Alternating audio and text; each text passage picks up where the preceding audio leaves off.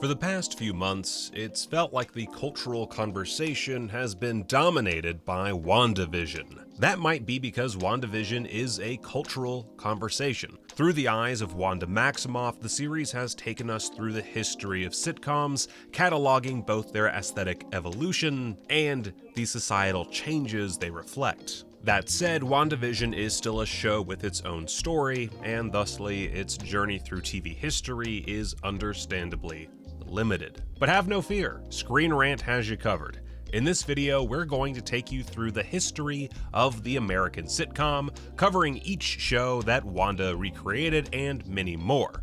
Beware, spoilers ahead, both for WandaVision and television history, I guess.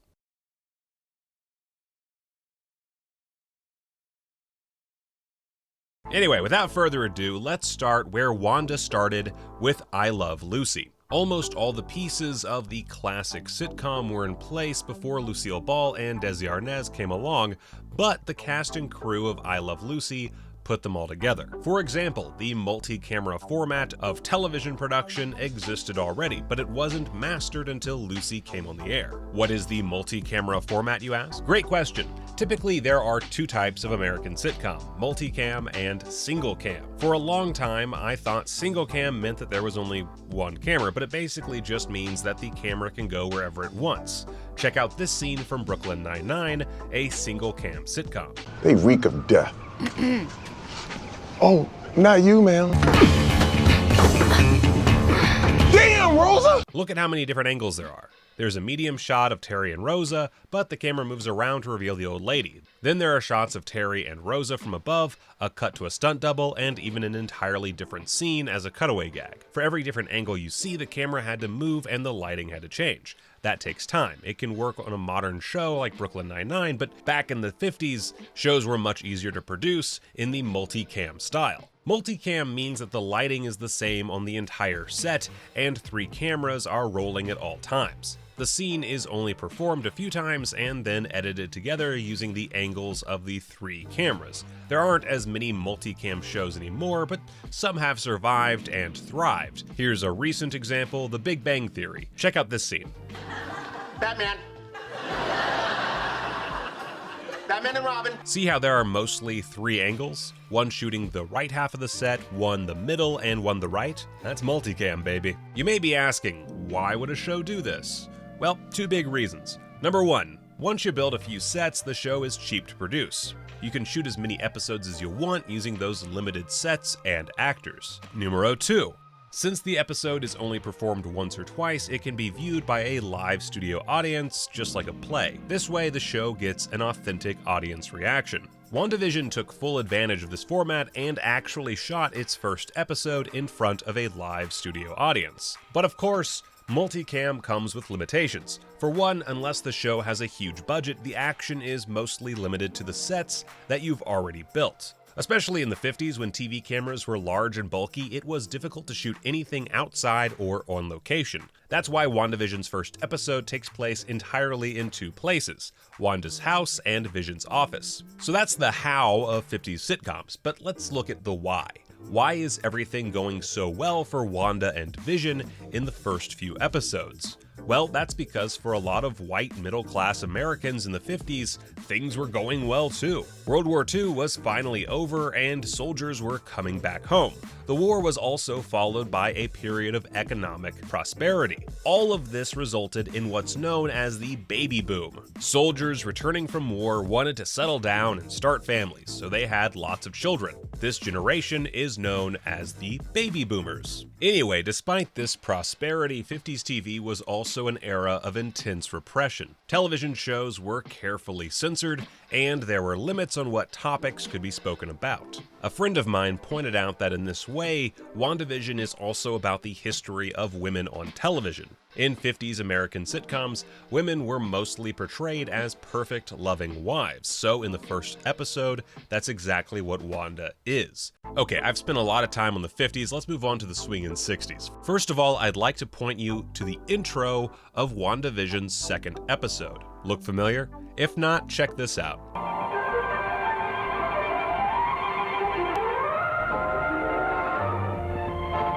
It's basically identical to the intro of Bewitched. In fact, it's revealed in episode 8 that Bewitched was one of the show's Wanda's father, Oleg, brought home from America. The show had a clear influence on Wanda, and it's easy to see why. Bewitched was about a witch who marries a regular suburban man, much to the dismay of her witch family. She often uses her powers in small, everyday situations, much like Wanda does throughout the series. These magical powers were created through simple special effects like jump cuts and reversed footage. While making WandaVision, the crew limited themselves mostly to effects that were available in the era they were recreating. In the early episodes, most effects are practical. Wanda's levitating objects are held up by strings, a broken plate is fixed by a backward shot of it breaking, and a jump cut turns a real piano into a cardboard cutout. All of this aligns WandaVision with, at least in my mind, the wave of high-concept sitcoms that hit TV in the 1960s. I'm talking about shows like The Addams Family, about a morbid family of monsters, My Mother the Car, which is about pretty much what it sounds like, and Mr. Ed, which is about a talking horse that would annoy a farmer. Besides 60s psychedelics, I have no idea where this wave of absurdity came from, though I suspect that the counterculture of the time may have been bubbling under the surface of even the most mainstream entertainment. But let's get into some more cultural context. In our history of women in sitcoms, episode 2 has one noticeable difference from episode 1. Sexuality exists. Wanda and Vision are more obvious about being attracted to each other, though they are only able to express that in limited ways. There's also this joke, which probably would not have flown in the 1960s. My understanding is that it's purely for mastication. Oh, no, I don't do that. For the most part, the sexual revolution of the 60s didn't make its way onto television until later, but slowly, boundaries were being broken. One famous example is the sitcom bed.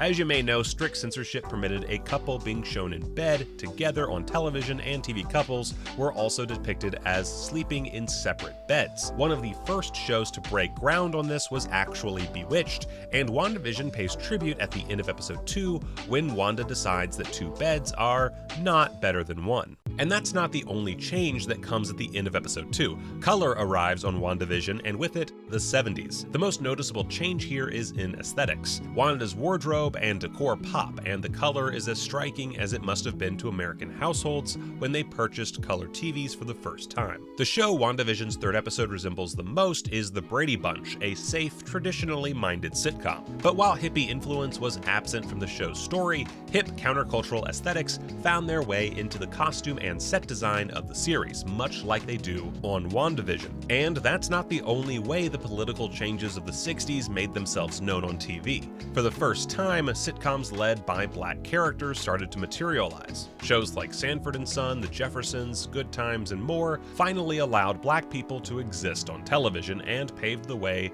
for many great shows to come. Characters of color also started to show up on majorly white sitcoms, which I believe is slyly acknowledged on WandaVision. Namely, I don't think it's a coincidence that Monica Rambeau is absent for the first episode, a small supporting player in the second, and a main cast member in the third. But in the 70s, these social changes weren't always sly or quiet. Sometimes they were like All in the Family. Adapted from a British series called Till Death Do Us Part, All in the Family followed Archie Bunker, a bigoted man living with his wife, daughter, and son-in-law in New York. Archie would often clash with his son-in-law, who he referred to as Meathead, about their differing beliefs. Every episode, Archie's biases were challenged, and every episode he refused to change. Meathead was a stand-in for the younger boomer generation trying to appeal to their parents. In one episode, Meathead bails Archie out of jail using money he's raised to help imprisoned protesters, and Archie is shocked, and this is Meathead's response. You're out of jail courtesy of your friends, Arch. The Pinkos, the Meatheads, and the Freaks. Even less overtly political sitcoms started to reflect the social changes of the last decade. The Mary Tyler Moore Show, for example, is about a female television producer in a male-dominated workplace. Mary, the main character, must deal with her sexist boss in order to do her job. Divorced? No. Never married? No. Why? Why?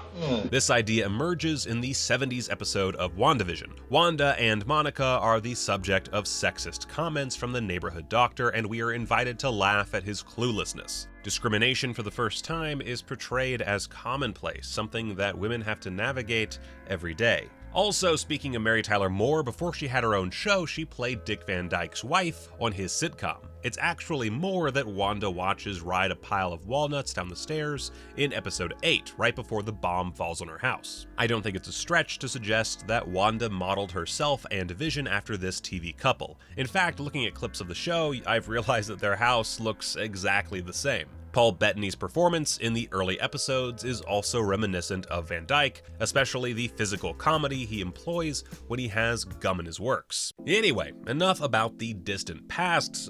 We need to move into the future, and by the future I mean the 1980s. Some context. The 80s were another period of economic prosperity for America, so while there were many dark things happening under the surface, the sitcom, along with much of American popular culture, went back to pretending that everything was okay. Nowhere was this more apparent than Wanda's sitcom choice, Full House. Full House is about widower Danny Tanner, who moves in with his brother-in-law and childhood best friend in order to raise his 3 daughters. Nothing against Full House, but I don't think it would be a stretch to say that it tended to play things safe. It was a light conservative sitcom for a conservative time. And as you may know, there was a behind-the-scenes reason for Full House to get the WandaVision treatment. Actresses Mary-Kate and Ashley Olsen got their career started on Full House decades before their younger sister Elizabeth would play Wanda Maximoff in the MCU. This makes WandaVision's 4th episode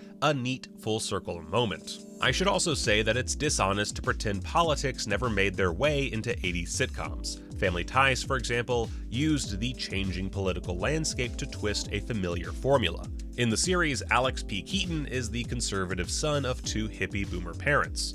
Instead of the old, out-of-touch Archie Bunker, Alex's parents were liberal and supportive, and it's their child who is more right-wing. As played by Michael J. Fox, Alex became a popular character and the series was a smash. And now, since we've summed up the 80s more or less, let's move on to a decade Wanda skipped, the 1990s. A big change in the sitcom landscape arrived in the early 80s with a new television station, Fox. Before Fox, television was dominated by the big 3 networks, NBC, ABC, and CBS. Fox didn't take off right away, but it started to gain traction in the 90s. Fox's strategy was to target their programming at a younger, hipper audience, and it worked. Fox's biggest hit and its biggest mark on the sitcom came from an unexpected source: animation. Debuting in 1987, The Simpsons became one of the defining shows of the 90s and resurrected the animated sitcom format. The Flintstones may have been a hit with adults in the 60s, but The Simpsons proved that adult animation was here to stay, and countless imitators and successors have cropped up in the decades since. But in my mind, it's rivaled by the other best sitcom of the 90s, Seinfeld. Seinfeld's characters were unique. At every opportunity, they gave in to their most base and selfish impulses. And though they were occasionally frustrating, their mistakes also felt universal. Seinfeld declared itself a show about nothing. It was a series where its characters had no real problems and only got in their own way. But in its own way, Seinfeld became a show about something. It became a show about the worst parts of human nature. To me, it is the pinnacle of the multicam sitcom format. But we must move as Wanda did into the new millennium. Let's start with Malcolm in the Middle. While multicam shows remained and still remain popular, the 2000s is the decade where the single cam show started to take over. It allowed shows like Malcolm in the Middle, a modest family sitcom, to experiment with the form in new ways. For one, the series made extensive use of cutaway gags, which would later become a staple on shows like 30 Rock and Brooklyn Nine-Nine. Malcolm, the title character, also spoke directly to the camera, uncommon in sitcoms at the time, but often imitated since. The show's innovations even extended to its opening title sequence, a rapid-cut multimedia montage that favored style over establishing character or story. This opening is faithfully recreated in WandaVision's 6th episode. But Malcolm wasn't the only one innovating. In Britain, Ricky Gervais and Stephen Merchant created an acclaimed and popular mockumentary series about an awkward workplace. The series, The Office, was remade in America, and the mockumentary sitcom format began to gain steam. Even shows that weren't explicitly mockumentaries began to mimic their style. The camera work on Arrested Development, pioneered by Joe and Anthony Russo, brought a unique and off-putting realism to the absurd antics of its characters. The 2010s saw the mockumentary format increase in popularity, with shows like Parks and Recreation and Modern Family gaining massive followings. This format is recreated in WandaVision's 7th episode, where characters are shown in interviews and even look directly into camera. But the last decade saw another sitcom shift that ties perfectly to WandaVision. The 2010s saw the rise of the Meta-Sitcom. The 2000s and the 2010s brought unprecedented access to the internet, and fans began to discuss and dissect pop culture in an unprecedented way. Niche and nerdy communities became mainstream, and the study of pop culture started to become pop culture. Shows like The Good Place and How I Met Your Mother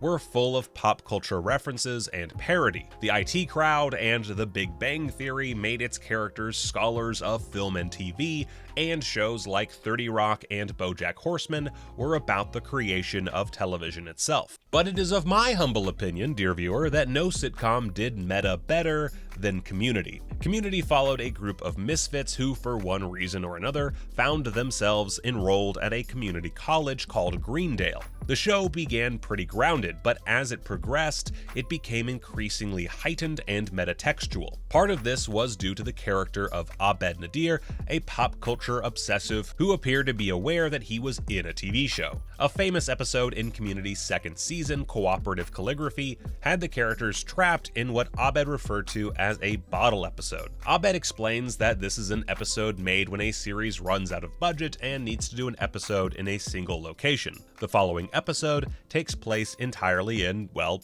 one location. But the show never used winking references in the place of story or emotion. Community's characters always felt real. For example, a WandaVision-esque episode where Abed has a nervous breakdown and reimagines his life as a Christmas special once reduced me to tears. Maybe it's because Abed's attempts to understand the world through television always felt like they echoed mine. And on that note, I want to say one last thing. Streaming services and the binge-watching craze has made it easier than ever to watch the same shows over and over again. And it's everyone's right to do that, but the internet has also made it easier to access older shows that otherwise might be lost to time. If you love TV like I do, I urge you to seek them out. I've learned a lot about history through old art and entertainment, not just from the works themselves, but from things they inspired me to learn more about. The sitcom has come a long way. For one, it's not entirely controlled by white men anymore, but I still think it's a gift to be able to watch and laugh along at something from 50 years ago. Even when something is outdated, it might allow you to understand how people interacted with the issues of their time. It might even help you look at the art of today through a different lens. If we don't try to understand our pop culture history, we might end up like Wanda and Vision,